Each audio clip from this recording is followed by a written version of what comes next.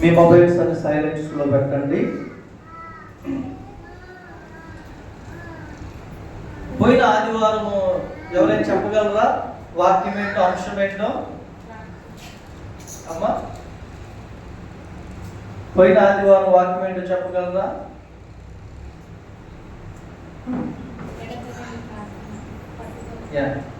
పట్టుదల కలిగిన ఎడతెగక ప్రార్థన.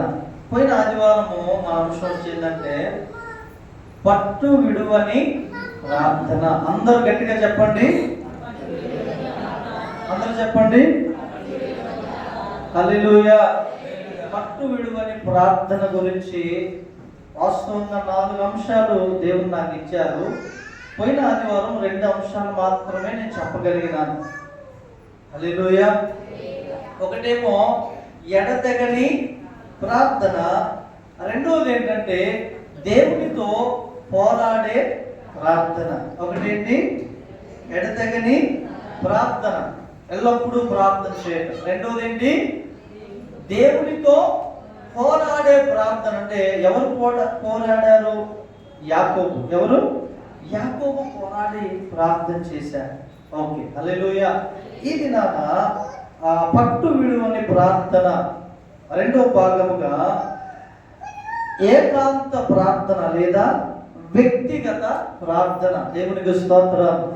చెప్పండి, ఏకాంత ప్రార్థన, వ్యక్తిగత ప్రార్థన. మీకు అర్థం అవటానికి ఒక మాట చెప్తాను. ఇక్కడ వివాహమైన వాళ్ళు చాలా మంది ఉన్నారు కాబట్టి, భార్య భర్తలు ఇద్దరు మనసు విప్పి ఒరిజినల్ గా మాట్లాడుకునేది ఆ పిల్లలు లేకపోతే కుటుంబ సభ్యులు ఉన్నప్పుడా, లేకపోతే వారిద్దరు ఏకాంతంగా ఉన్నప్పుడా? చెప్పండి.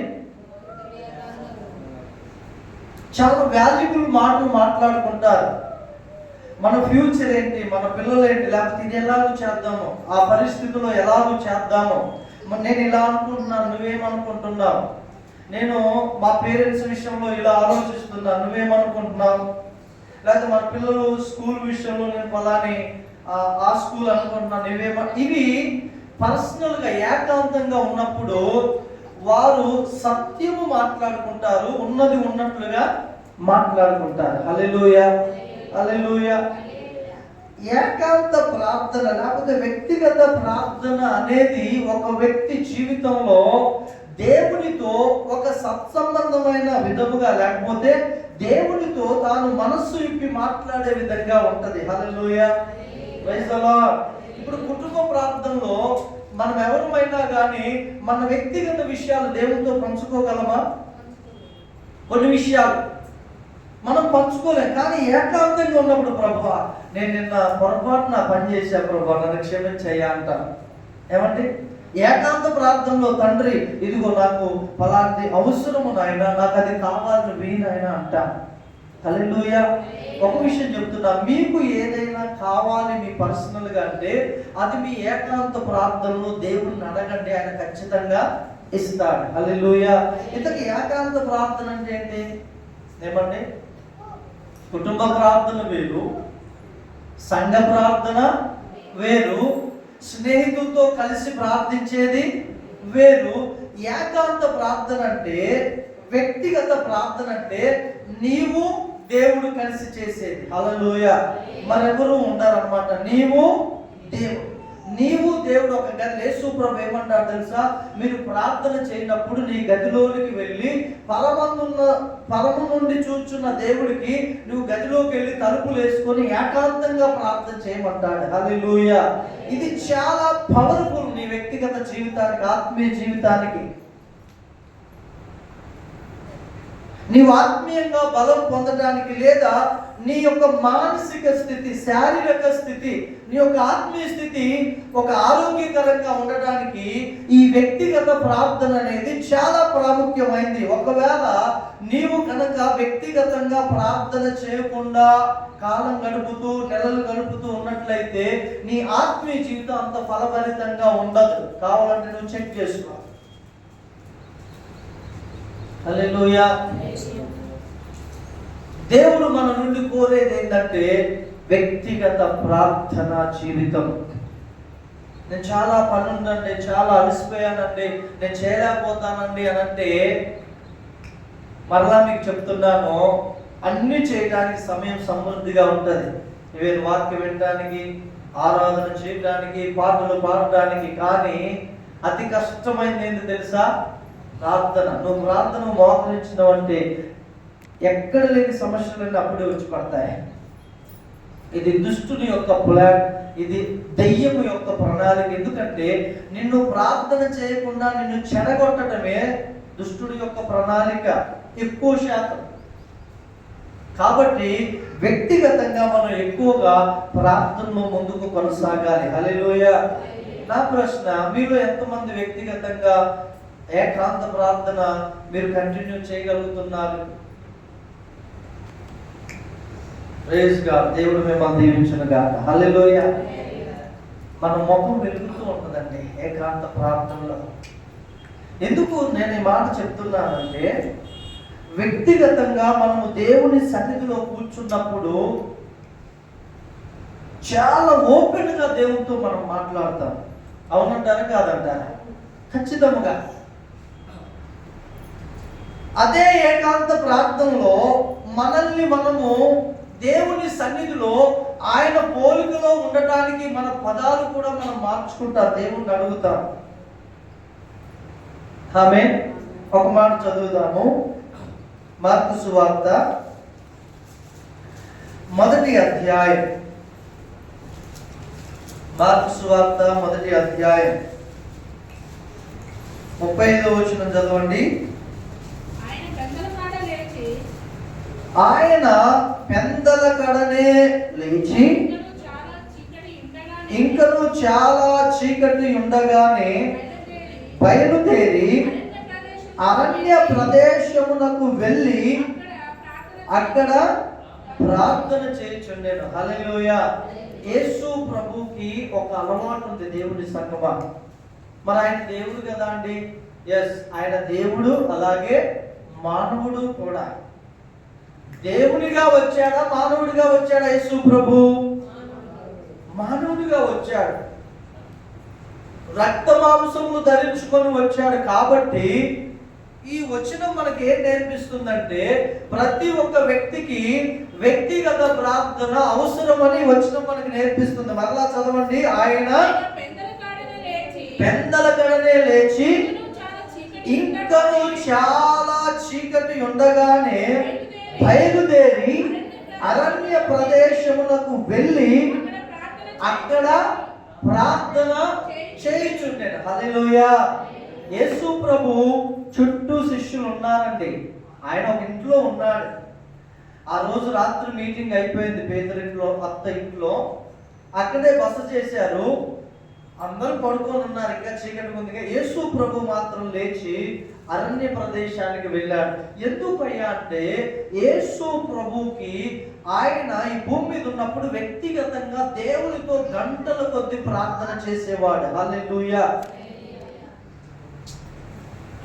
ఇది మన కుటుంబ జీవితానికి కానీ, మన ఆత్మీయ జీవితానికి కానీ, మన సంఘ పరిచర్యకు కానీ, మన వ్యాపారానికి కానీ, మనం చేసే ఉద్యోగం విషయంలో కానీ, చేతి వృత్తి విషయంలో కానీ, అన్ని విషయాల్లో మనకు చాలా దీవెనకరంగా ఉంటది. హల్లెలూయా.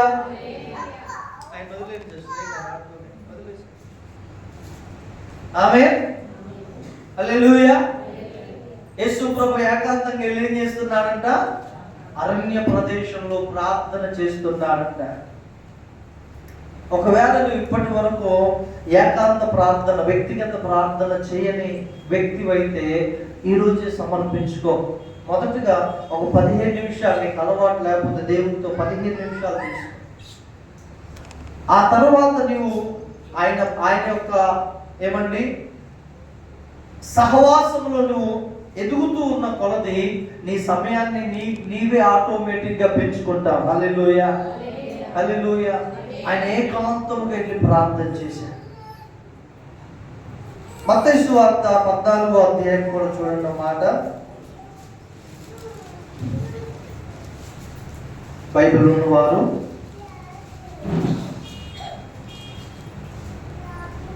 23వ వచనం చదవండి.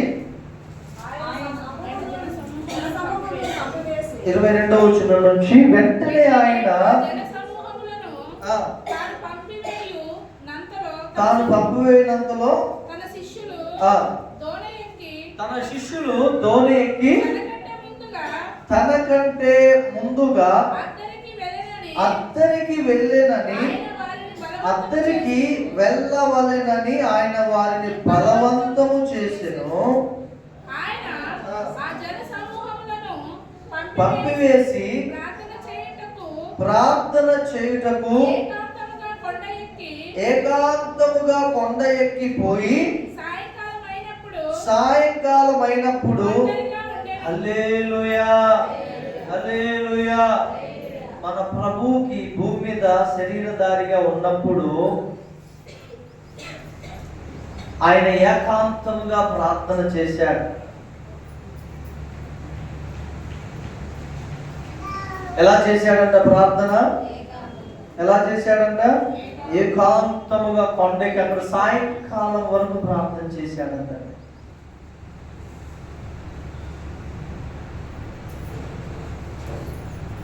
పట్టు విడువని ప్రార్థన జీవితం మనం కలిగి ఉన్నప్పుడు మన జీవితంలో మన కుటుంబ పరిస్థితుల్లో ఏకాంత ప్రార్థన అనేది ప్రాముఖ్యం. పిల్లలు ఉన్నారుగా పాస్టర్ గారు, ఎలాగో అనంటే ఆ మనసు నీకుంటే రోజులో ఏదో ఒక సమయంలో వారు పడుకున్నప్పుడైనా లేకపోతే ఇంకొక సమయంలోనైనా లేకపోతే భర్తను పిల్లలందరినీ స్కూల్కి కాలేజీకి డ్యూటీకి పంపించేనా ఏమండి నీవు వ్యక్తిగతంగా 1 గంట దేవుని సన్నిధిలో గడిపితే అది నీ కుటుంబానికి ఆశీర్వాదం. హల్లెలూయా. మన కుటుంబాలు శ్రమలు శోధనలు అధిగమించి క్షేమంగా ఉండాలంటండి ఏకాంత ప్రార్థన చాలా ప్రాముఖ్యం. ఇక్కడ కొంతమంది ఒకవేళ నేను అనుకుంటున్నా ఎవరు సీరియల్ చూసేవాళ్ళు లేరు అనుకుంటున్నా, ఒకవేళ ఉన్నట్లయితే అవి పనిచేయండి. అది నిన్ను చాలా దేవుడి నుంచి దూరం చేస్తాయి. ఆ సమయం ఏదో దేవుని సన్నిధిలో గడపండి, అది నీ కుటుంబానికి దీవెన. హల్లెలూయా. చాలా ఆశీర్వాదం అండి. మీకు శుభవార్త తెలుసా? పరలోకంలో ఎటువంటి సీరియల్ ఉండవు. ఉంటాయండి? ఉండవు. పరలోకంలో ఎటువంటి సినిమాలు ఉండవు. ఉండని వాటి వరకు మనకెందుకు? ఆడుండవు కాబట్టి ఇక్కడ చూడతాం పాస్టర్ గారు అంటారండి. అవి మనకు హల్లెలూయా. ఈ భూమి మీద దొరికే అన్ని మనం అనుభవించామనుకోండి, ఆ తర్వాత దానికి ప్రతిఫలంగా దొరికేది కూడా అనుభవించాల్సిన పరిస్థితి ఉంటది. దొంగోడు ఏమంటే బంగారము డబ్బులన్నీ మంచిగా ఎంజాయ్ చేస్తాడు, 1-2 నెలలు. ఏదో ఒక దినాన్ని దొరుకుతాడు. ఏమంటే దాని ప్రతిఫలం ఎక్కడ అనుభవిస్తాడు? జైల్లో సెంట్రల్ జైల్లోనో ఏదో ఒక జైల్లో. అప్పుడు అనుకుంటాడు కూలి చేసుకుని బ్రతికినా బాగుంటే నాకేంద్ర ఈ బాధ అనుకుంటాడు. అందుకనే ఈ భూమి మీద పరలోకంలో లేనిది భూమి మీద ఉంది పాస్టర్ గారు. భూమి మీద నేను అనుభవిస్తానంటే దాని ప్రతిఫలం కూడా మనం అనుభవించాల్సి ఉంటుంది. జాగ్రత్త. అవునా కాదా? హల్లెలూయా. యేసు ప్రభు ఏకాంతముగా దేవునితో గడిపాడు. దేవుని బిడ్డ దానియేలు గ్రంథం 6వ అధ్యాయము 10వ వచనం చదవండి. దానియేలు గ్రంథం 6వ అధ్యాయము 10వ వచనం.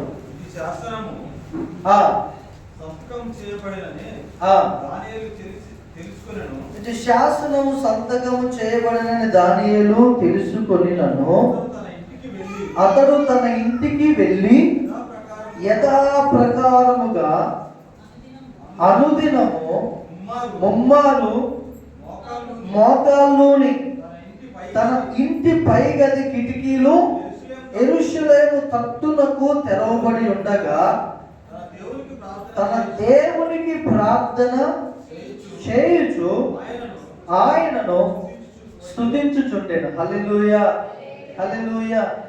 6వ అధ్యాయం 1వ వచనం చదవండి.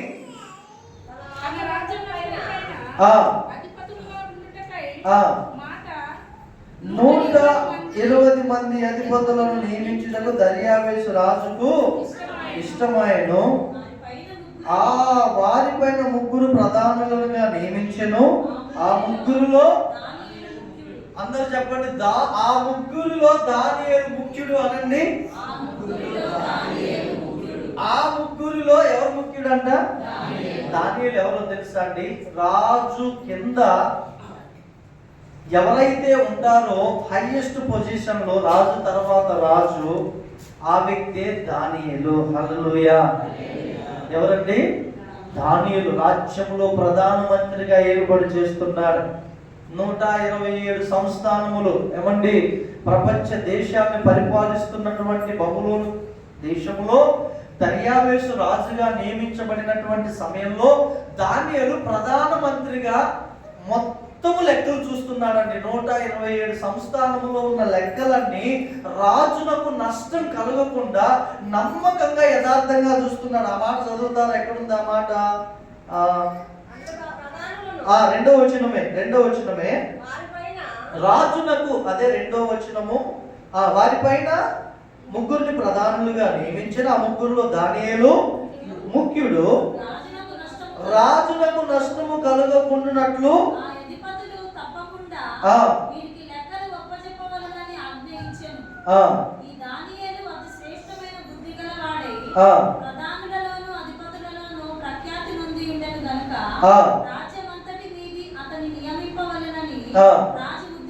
హల్లెలూయా. లెక్కల విషయంలో చాలా నమ్మకస్తుడండి దానియేలు. మరి మీరు చేసేటటువంటి పనుల్లో మీరు ఎంత నమ్మకంగా ఉంటున్నారో జాగ్రత్త. హల్లెలూయా, హల్లెలూయా. మన పై అధికారులు చూడకపోవచ్చు అండి, కానీ దేవుడు ఎల్లప్పుడూ ఆయన చూస్తాడు. దానియేలు ఎందుకు ఈ మాట నేను చదివించాల్సి వచ్చిందంటే, రాజు తర్వాత రాజుగా ప్రధానమంత్రిగా ఉన్న దానియేలు రోజుకు 3 సార్లు ప్రార్థన చేయటం బంద్ చేయట్లేదండి. మరి మనం ఒకసారి ఆలోచించండి. ఎన్ని సాకులు చెప్తామో. ఒకే ఒక రీజన్ నేను చెప్తున్నాను యథార్థంగా. నీకు ప్రార్థన చేయాలనే మనస్సు ఉంటే ఈవెన్ ఆటంకాలు వచ్చినా కానీ వాటన్నిటిని అధిగమించి నువ్వు ప్రార్థన చేస్తావు. నీకే కనుక ప్రార్థన చేయాలనే మనస్సు కనుక లేకపోతే ప్రార్థన చేయడానికి ఎన్ని అవకాశాలు వచ్చినా వేరే సాకులు ఎదుక్కొని మరి ప్రార్థన చేయకుండా తప్పించుకుంటా.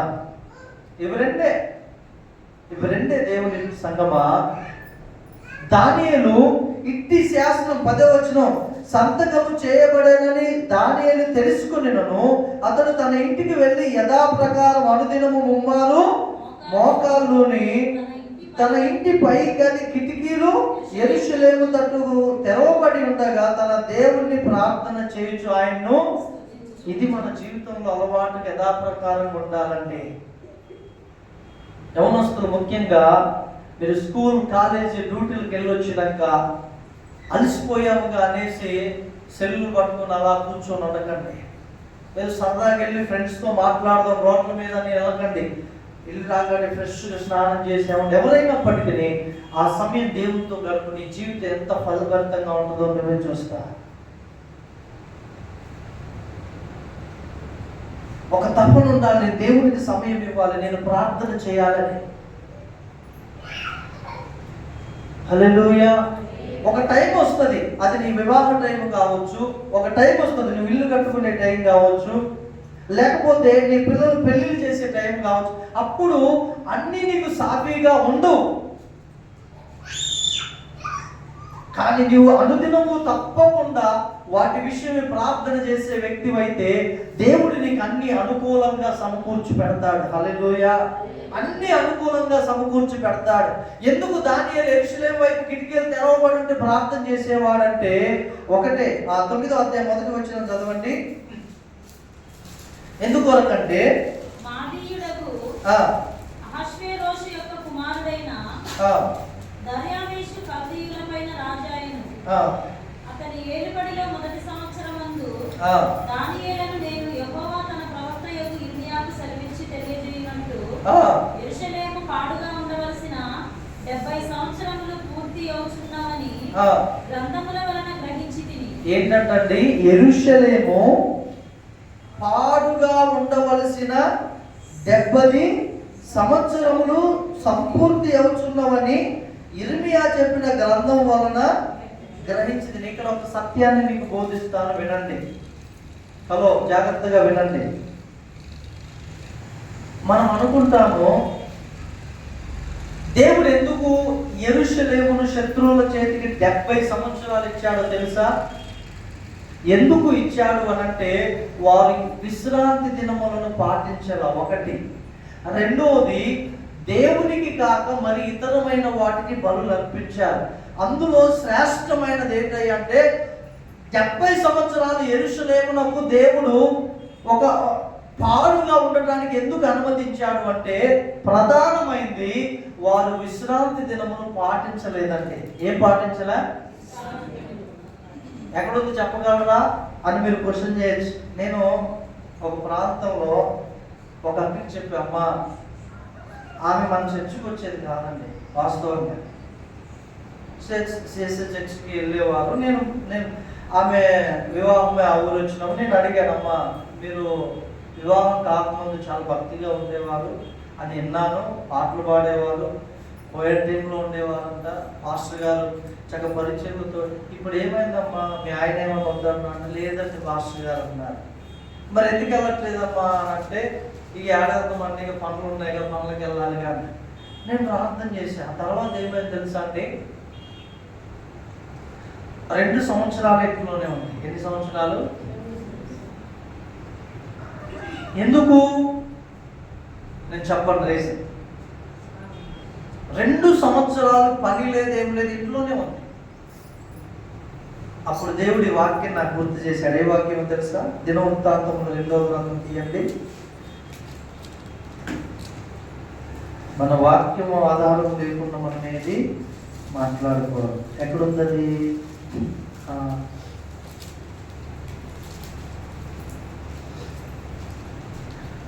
ఈ మాట చదివిన తర్వాత మనం అటు ముందుకు వెళ్తాము. దినవృత్తాంతము 2వ గ్రంథం 36వ అధ్యాయం 21వ వచనం చదవండి. ఈరోజు బాగా వచ్చిన కొన్ని చూపిస్తా. ఆఖరి అధ్యాయం 30 చదవండి ఆ మాట.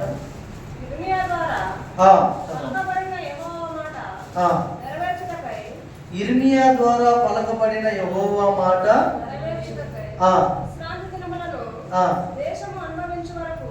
ఏంటంట? మళ్ళా చదవండి అమ్మా. అదే మనకు కావాల్సింది. ఇర్మియా ద్వారా పలకబడిన యెహోవా మాట నెరవేర్చుటకై విశ్రాంతి దినములను దేశము అనుభవించు వరకు ఇది సంభవించిన. దేశము పాడుగానున్న 70 సంవత్సరముల కాలం అది విశ్రాంతి దినముల. హల్లెలూయా. సార్, ఎందుకంట వాళ్ళు 70 సంవత్సరాలు దేశం ఎందుకు పాడుగా ఉందంట? విశ్రాంతి దినమును ఆచరించినందుకే దేవుని సాయం. మనం అనుకుంటాం ఒక ఆదివారం మందిరానికి పోకపోతే ఏం కాదు. కాదు దేవుని సంగమా, చాలా ప్రమాదం అది, చాలా ప్రమాదం అది. దేవుడు హెచ్చరిస్తున్నాడు ఈ మధ్యాహ్న కాల సమయంలో. మన జీవితంలో మనము చేయవలసింది సరిగా చేయాలి. దేవుడు ఇశ్రాయేలు దేశాన్ని, దేశం మొత్తం అందులో ఏమండి నమ్మకస్తులు ఉన్నాడు. ఇర్మియా ఎన్నో సార్లు చెప్పాడు. 23 సంవత్సరాలు ప్రతిరోజు ఉదయం సాయంత్రం ఇర్మియా దేశం అంతటా ప్రకటించి చెప్పాడు. కానీ ఏ మాత్రం లెక్క చేయలేదు ఇశ్రాయేలు రాజు కానీ, అక్కడున్న అధిపతులు కానీ, అక్కడున్న సైనికులు కానీ. పైగా అలా ప్రవచిస్తున్నటువంటి ఇర్మియాను తీసుకెళ్లి నీళ్లు లేని లోతైన బావిలో వేశారు, రొట్టెలు లేని ఇంటిలో పెట్టారు, ఎన్నోసార్లు చంపాలని ప్రయత్నం చేశారు. హల్లెలూయా. ఎందుకు దానియేలు ప్రార్థన చేస్తున్నారు తెలుసా? యథాప్రకారం యెరూషలేము పాడుగా ఉన్న 70 సంవత్సరాల నుంచి విడుదల పొందబోతుంది. ఇర్మియా చెప్పిన మాట ప్రకారం ఇదిగో 70 సంవత్సరాలు, ఈ సంవత్సరం కంప్లీట్ కాబోతుంది. దేవుడు ఈ ప్రాంతం నుంచి మమ్మల్ని యెరూషలేముకు తీసుకోబోతున్నాడని ఒక్క రోజు అంటే ఒక్క రోజు కూడా విడిచిపెట్టకుండా ప్రతిరోజు ప్రార్థన చేస్తున్న. అప్పటికి ఆ దర్యావేషు రాజు కింద ఉన్నటువంటి ముగ్గురు ప్రధానులు దానియేలు ముగ్గుడైతే మరొక ఇద్దరు అన్నాడు, రే ఈయన ఇంతగా నమ్మకంగా ఉంటున్నాడు కదా, రాజుకి అన్ని నమ్మకంగా లెక్కలు ఇస్తున్నాడు కదా, ఈ లెక్కల విషయంలో మనం అతన్ని తప్పు పట్టలేదు కాబట్టి అతని దేవుని పద్ధతి విషయంలోనే మనం తప్పు పడతామని అందరు వెళ్ళి రాజు దగ్గర ఒక 250 మంది దాకా వెళ్ళారండి. ఒక 500-600 మంది దాకా వెళ్ళారు. వెళ్ళి, రాజా 30 రోజులు నీ దగ్గరే ప్రార్థన చేయాలి, నీ దగ్గరే మా మనవులు అడగాలి, వారి దేవుళ్ళని దేవతలను ఎవరి దగ్గర కూడా ప్రార్థన చేయకుండా శాసనం విధించారు, ముద్రేశారు. ఒకవేళ ఎవరైనా తమ దేవుని దగ్గర ప్రార్థన చేస్తే ఏం చేయాలంట చెప్పండి అమ్మా, సింహభూమిలో వేయాలి. ఇట్టి శాసనము సంతకం చేయబడిందని తెలిసి అక్కడే ఉన్నాడు దానియేలు సముఖంలోనే అన్ని జరిగాయి. ఇంటికి వచ్చి యెరూషలేము వైపు కిటికీలు తెరిచుంటే చేతులు ఎత్తి ప్రార్థన చేసిన, దేవా యెరూషలేమును అయ్యా పాడుగా ఉంటుంది, విడిపించే, మమ్మల్ని తీసుకెళ్ళే. ఈ విషయం ఒక రోజు కనిపెట్టారు. రాజుగారి కంప్లైంట్ ఇచ్చి తను తీసుకెళ్ళి ఎక్కడేశారు? సింహభూమిలో. దేవుడు బిడ్డలారా, సింహపు బోన్లో వేయబడటానికైనా ఇష్టపడ్డాడు, కానీ తన యథాప్రకారం చేసే ఏకాంత ప్రార్థనను మాత్రం విడిచిపెట్టడానికి దానియేలు ఇష్టపడలేదు. హల్లెలూయా. ఎందుకో తెలుసా? ఆ ఏకాంత ప్రార్థనే మనల్ని శ్రమ నుంచి విడిపిస్తుంది. ఆ ఏకాంత ప్రార్థనే మన కుటుంబంలో ఉన్నటువంటి ఆ దరిద్రం నుంచి విడిపిస్తుంది. ఆ ఏకాంత ప్రార్థనే నీకు వివాహం అయ్యేటట్లు చేస్తుంది, నీ ఇల్లు కట్టబడేటట్లు చేస్తుంది. అన్ని నీకు కావలసిన సమస్తాన్ని నీవు దేవునితో వ్యక్తిగతంగా చేసే ప్రార్థనలోనే అన్ని నువ్వు పొందుకుంటావు. హల్లెలూయా, హల్లెలూయా. చివరిగా చెప్పి నేను ముగించేస్తాను ఒక 5-10 నిమిషాల్లో. ఆఖరిగా వచ్చేసి ఈ పట్టు విడువైన ప్రార్థనలో ఆఖరి మాట వచ్చేసి ఉపవాస ప్రార్థన. అందరూ చెప్పండి, ఉపవాస ప్రార్థన. కనీసం వారంలో ఒక్క పూటైనా, ఒక్క రోజైనా మనం ఉపవాసం ఉండాలండి. ఇది ఆజ్ఞ అంటే దేవుడు చెప్పాడు, అది మంచిదే. ఎలాగంటారు? ఒకసారి చూడండి, లూకాసు వార్త 1-2 వచనాలు చదివి నేను ప్రార్థన చేస్తాను. 18వ అధ్యాయం 11వ వచనం నుంచి చదవండి.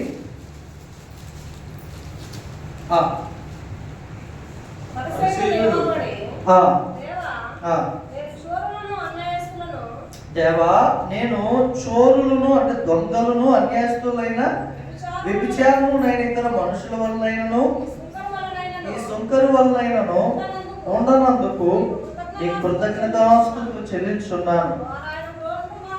అమ్మా, వారమునకు 2 మార్లు ఉపవాసము చేయుచు నా సంపాదన అంతటిలో 10వ వంతు అంటే 10వ భాగము చెల్లించుచున్నానని.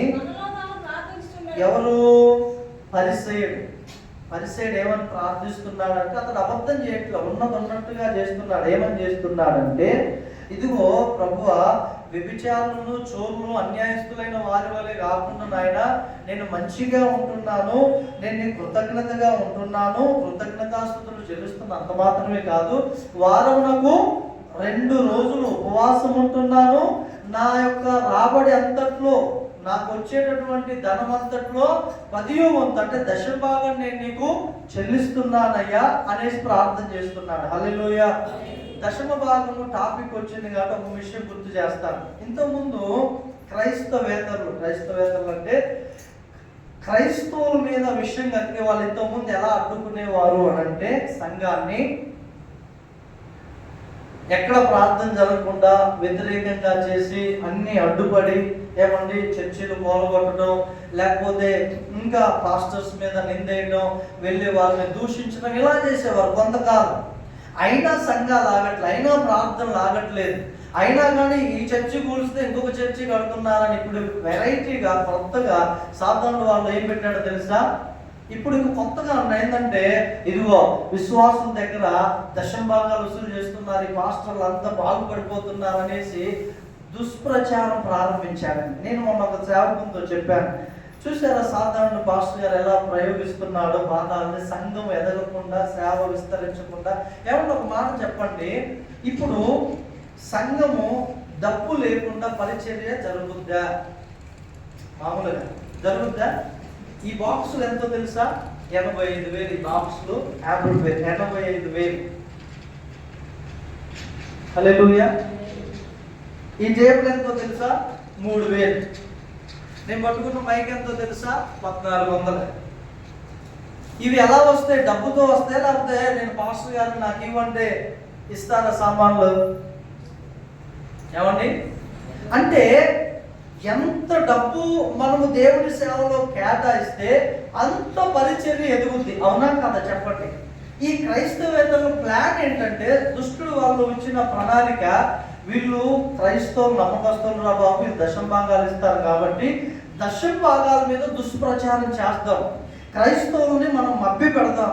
వాళ్ళు కనుక దశమ భాగాలు పాస్టర్స్కి సేవకి ఇవ్వకపోతే వాళ్ళు సరిగా సేవ చేయలేరు. ఒకవేళ పేద వాళ్ళు ఎవరైనా ఉంటే డబ్బులు రావట్లేదని చెప్పేసి ఇక పనులకు ఏదో చిన్నపాటు ఉద్యోగాలు చూసుకుంటారు కాబట్టి ఇంక అక్కడ సేవ నడవదు.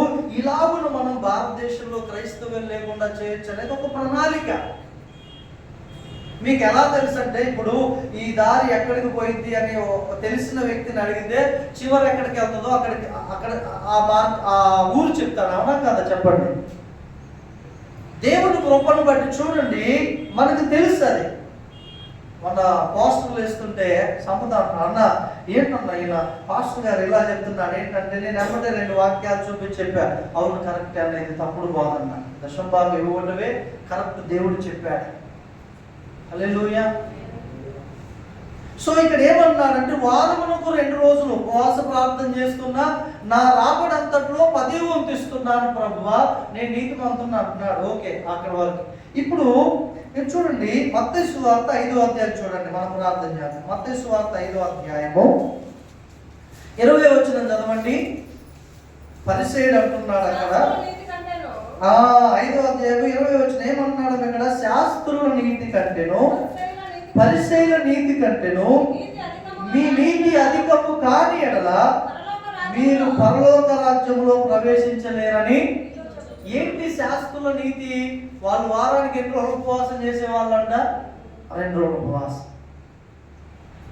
దేవుని సంగమా, ఉపవాస ప్రార్థన అనేది చాలా ప్రాముఖ్యం మన కుటుంబాలకి.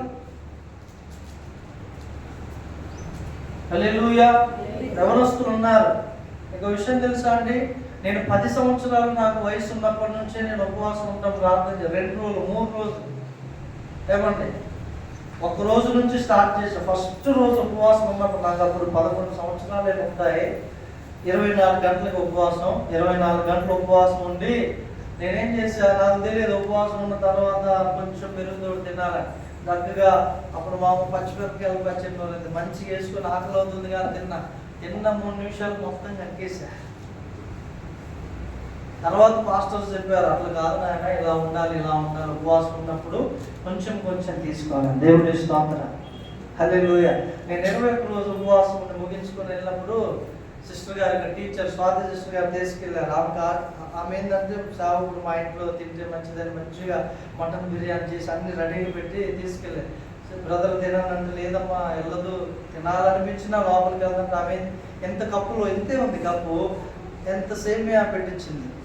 ఇంత కప్పులో ఇంత సేమియాలో సగమే వెళ్ళింది, కానీ ఎంత ట్రై చేసినా ఫుల్గా వెళ్ళాలి, ఎంతే ఉంటుంది అది.